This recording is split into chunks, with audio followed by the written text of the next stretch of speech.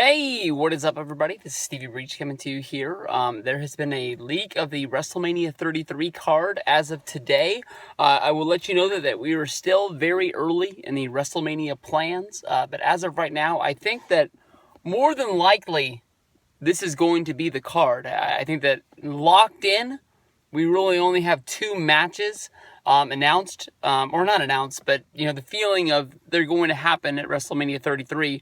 Of course, that would be Big Show against Shaq, and then they also have Brock Lesnar versus Goldberg. That is a match that has been challenged. And then there's a lot of people think that there's a lot of things happening in the few months that are going to lead up to this maybe being a Universal Championship match for Monday Night Raw to put a little bit more emphasis on it. I think that honestly, Brock Lesnar versus Goldberg had had enough of appeal at Survivor Series. People wanted to see it enough at the Royal Rumble that I think people are going to want to see it at WrestleMania, and no title really needs to be tied into it.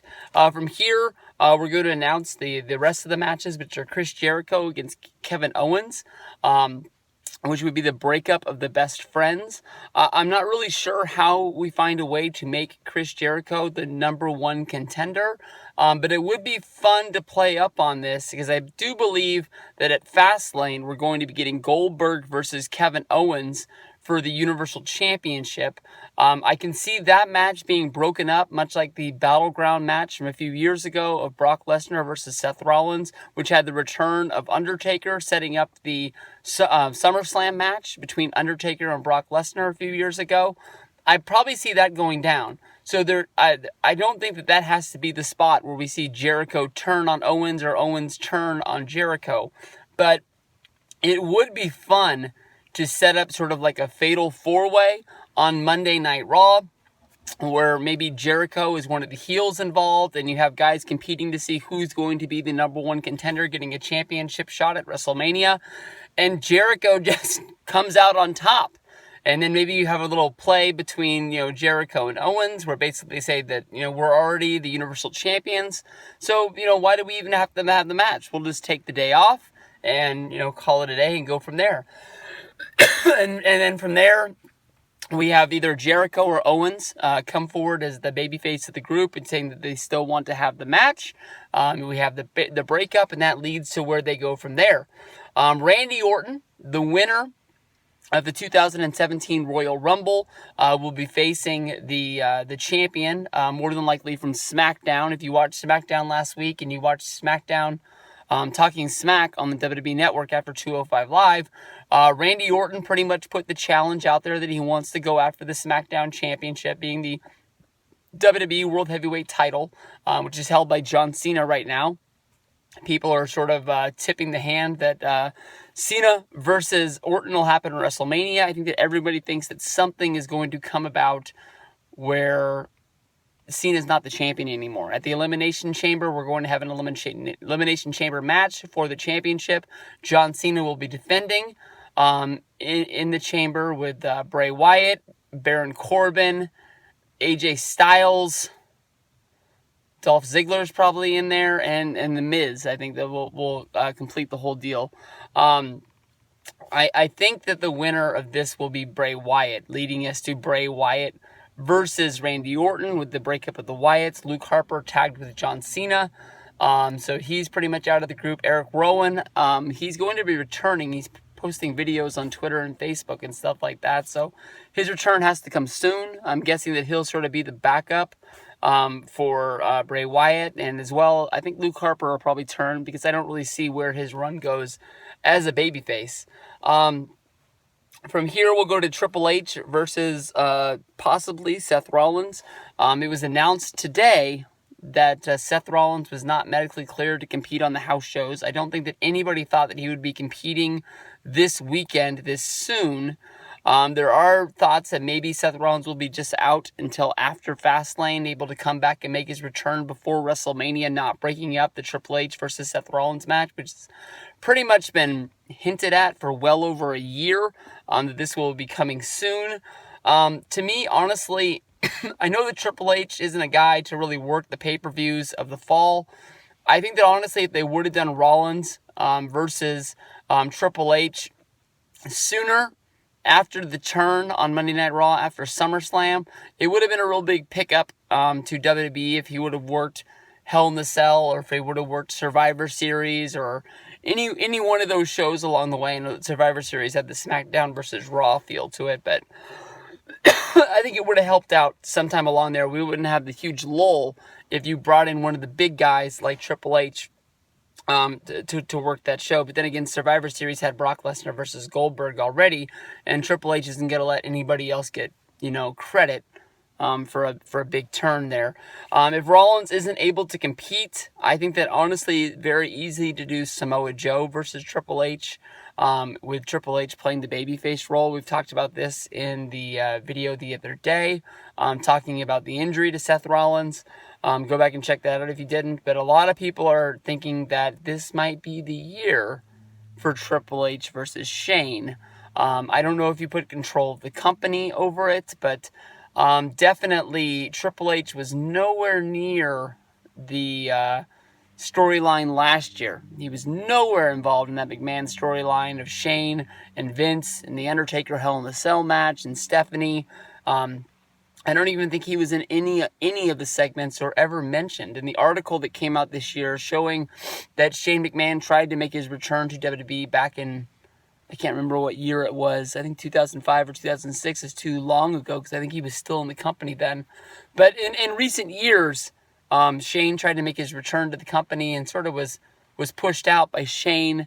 Shane was sort of pushed out by Triple H and Stephanie trying to keep their rule of the roost going and making sure that they were the succession plan for WWE in the foreseeable future. That's a big match. Whenever it happens, to me, that is a guaranteed main event match of WrestleMania. It doesn't matter if it doesn't go on last. That is going to be the match that I care about more than anything else. Shane having a match against AJ Styles, Shane having a match against The Undertaker, Shane having a match against Brock Lesnar. Any of these guys that you think you can put Shane out there with, it's just a match. We're looking for a big spot in it. But to me, you do Triple H versus Shane, that's the match that I honestly really care about and could be my main event of WrestleMania. Roman Reigns eliminated The Undertaker from the Royal Rumble. They had a little bit of a showdown. Roman Reigns said, "This is my yard now," basically implying it was time for Taker to ride off into the sunset. People think that that's going to lead to Undertaker versus Roman Reigns. I think that's going to be a damn good match. It makes me think about the Undertaker versus Batista's series of matches that happened years ago. I think that's going to be a good one. As of right now, it looks like the way to settle the women's championship is to have a fatal four-way with the four women that were involved with the Royal Rumble, that being Charlotte, Bayley, Nia Jax, and Sasha Banks. Honestly, when it comes down to it, I know that they really played out Charlotte versus Sasha Banks with, I believe, 7 different matches with 5 different championship changes over the summer. I think that that's a real big rivalry, and I think that you do need to play off of that. But putting Nia and Bayley in there as well doesn't make you really feel like you're seeing a match that we've already seen. And WrestleMania is supposed to be something special, something that you'll never ever, see again, even if they do rematch after rematch after rematch throughout the history of time. So that could be a big one. I don't really know what else you could do with the Raw thing. The rumor that was thrown out yesterday makes me want to throw up. But I understand why they want to do it, for Total Bellas as well as Total Divas, whichever storyline they want to play this into to really help out those shows. Total Bellas was picked up for season number 2. Total Divas, I haven't really heard anything about. I don't even know when the series was last on. I don't know if it's being picked up for another season or not, but if you do this as a storyline, I really could see people wanting to watch this to see the behind-the-scenes stuff, even though I think most people have picked up that this show is phony baloney. This match would be John Cena and Nikki Bella going in against The Miz and Maurice. The payoff for this match is that once Cena and Nikki Bella get the win, it is rumored to be Nikki Bella's last match, which is too bad because she's still really having really good matches on SmackDown. And I understand that she had her long championship reign. She had her injury. She did get to come back. But to me, honestly, to come back and wrestle a little bit less than a year after her return at SummerSlam, doesn't really make a lot of sense why she pushed herself to come back so hard. I don't really see Nikki Bella retiring right now. But then again, Nikki Bella without Brie Bella there's no Bellas, but Nikki would be able to stand on her own. And it's not like John's really going anywhere unless she wants to become a part-time girl who's sort of just around when John's around. Maybe they could do that. But if Nikki gets out of wrestling, that could be the killer of Total Divas. Because without Brie and without Nikki, why are they on the show? They would keep Total Bellas, I would guess.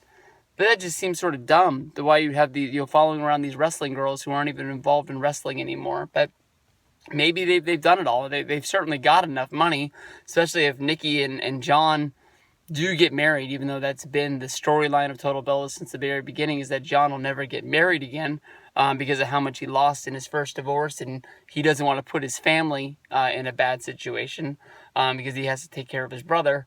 We'll have to see, but that's not something that I'm going to be popping out of my seat for. And it's honestly, I'd probably watch the match, and when the retirement thing